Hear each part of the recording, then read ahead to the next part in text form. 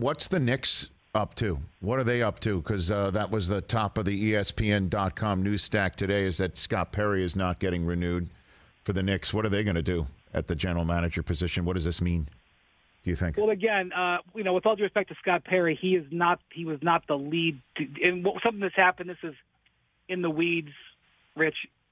There's been title, embellishment in the NBA the last 5 years. Yes.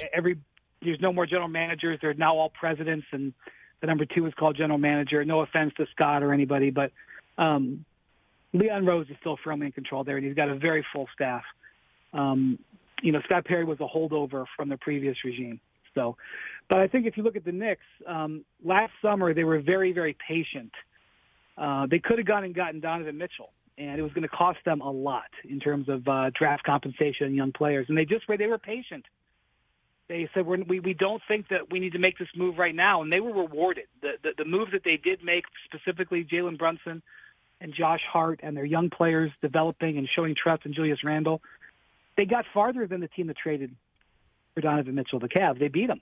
And so I think the challenge for the Knicks right now is, can they remain patient? And what I mean by that is they are loaded and ready. I think they could make 2 blockbuster trades with everything that they've got in terms of draft picks and in terms of young players on their roster and usable, tradable contracts. I think they could acquire 2 big-time players. The challenge for them, this is what I think that they've been discussing, is stay patient. Wait for the big one. Wait for the big-time star that becomes available that can take them from 4th to 1st. They don't want somebody that can take them from 5th to 3rd. And I think that's what the summer is going to be about for the Knicks. Well, and then, I the name Lillard obviously leaps to mind here, and I imagine the draft is going to be an inflection point for what the Blazers might want to do with Damian Lillard, if that's even something to do. What do you think about his availability this summer and the timeline on that, since you mentioned timeline? Rich, I think what's going on in Portland is maybe the most fascinating thing in the league. Once the finals end, that's where a lot of the focus will be, because this is not sources said. This is not insiders are saying. At the end of the season, Damian Lillard came out and said, I don't want to play with more players who are going to take 2 or 3 years to develop. No offense to all those guys. I want to play with guys who can help me right now. The general manager, who in that case is the number 1 decision maker, Joe Cronin, came out and said, yep, we're going to honor Dame here. We're going to make moves to acquire players that can help us right now. And then they fell backwards into the number 3 overall pick of the lottery. And, Rich, I don't even, you say the number 3 overall pick and people say, oh, Michael Jordan. Forget about Michael Jordan. I'm just going to talk about the last 10, 12 years. The number 3 picks are guys like Luka Doncic, Joel Embiid, James Harden, Jason Tatum, Jaylen Brown. These are Hall of Fame players that are available at number 3. Now, I don't know about Brandon Miller and Scoot Henderson. I'm not a draft expert. I haven't broken down their high school film and interviewed their high school history for teachers. I don't know what they're going to be. But I know that the number 3 pick is not something you trade for a guy who can be your 3rd best player. And so now the Blazers are in this spot. What do? Do they draft a 19-year-old who is indeed 2 or 3 years away from being a real contender, a real player to help them? Because even if you got Victor Wembanyama, he wasn't going to help the Blazers win the title this year. It just, rookies don't come in and affect winning and losing. They just don't. I'm telling you, go look at all of them. None of them do. And so do the Blazers make that number 3 pick available? And if they do make that number 3 pick available, who's that player? Or do they say to Dame, look, this is too valuable to us. We gotta take this opportunity. This is a once in a generation opportunity to draft another franchise cornerstone.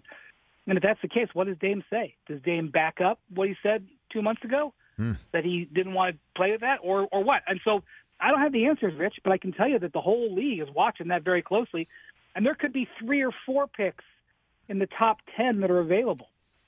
So we could see, it may not be the best year to make the number 3 pick available. If somebody can get the number 4 pick cheaper, which is Houston. Houston has kind of said the same thing. They want to compete right away. So it's a complicated situation that's going to really play out as soon as the finals are over. Yeah, and so June 22nd, night of the NBA draft, is this what's at play when, Charlotte's on the clock and who they choose second overall is a domino that falls into Portland and makes this decision while they're on the clock, while, they maybe talk turkey to Lillard throughout the next couple weeks? I mean, what's the timeline, I guess, on this sort of thing? Yeah, exactly. I mean, the pick only has value before it's made, right. In most cases.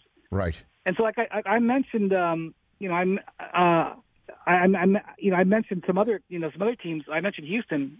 The number 5 pick, Detroit, has kind of indicated that they might be willing to make it. The number 10 pick, which is Dallas, under immense pressure to retain Kyrie Irving and to keep Luka Doncic, believing that they're competitive, I think that pick could be available. Now, we go 5-6 years sometimes before when we see top 10 picks traded. Some years we see 2 or 3 of them, but it is not a normal thing that a top 10 pick could move. But I'm just telling you, there's 4 that I know of that could potentially be on the move, and that complicates matters too. How do the Blazers drive a hard bargain for number 3 if numbers 4 and 5 potentially are available?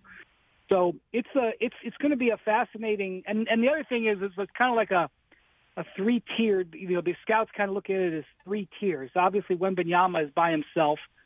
Then there's a lot of people believe Brandon Miller and Scoot Henderson in 2, 3, and in some order.